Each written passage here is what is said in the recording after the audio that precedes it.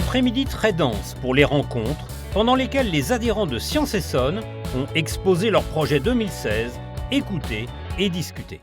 Ce n'est pas un être qui a une dualité canard-taupe. C'est un être qui s'appelle un ornithorynque. Nous souhaitons développer deux autres formes. Une forme spectacle jeune public avec la fable uniquement et une forme animation scientifique avec les interventions scientifiques. En fait, c'est un réseau. Du coup, l'énergie vient de partout. On connecte ça par les réseaux. Et vous avez des choses aussi pour le lycée ? Nous avons 30 adhérents, une trentaine d'adhérents. Ici, il y en a plus de la moitié qui sont venus présenter à des publics prescripteurs, des MJC, des enseignants, des services de la culture dans les collectivités, pour présenter leur projet de 2016. Petit tour rapide de quelques-uns de ces adhérents.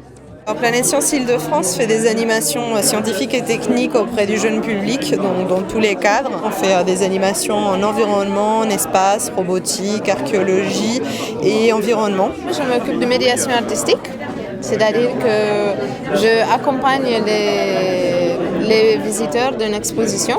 On est une association qui s'appelle Siana Imaginaire de Technologie.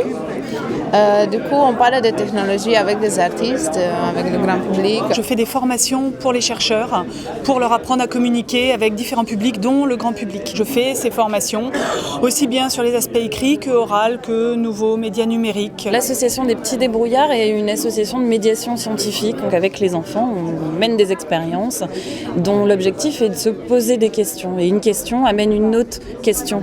C'est plus les questions qui sont importantes pour nous que les réponses. Notre association s'appelle S-Cube, Scientipôle Savoir et Société.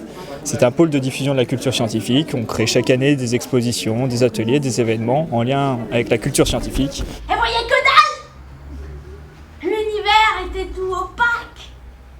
La lumière était emprisonnée dans la matière.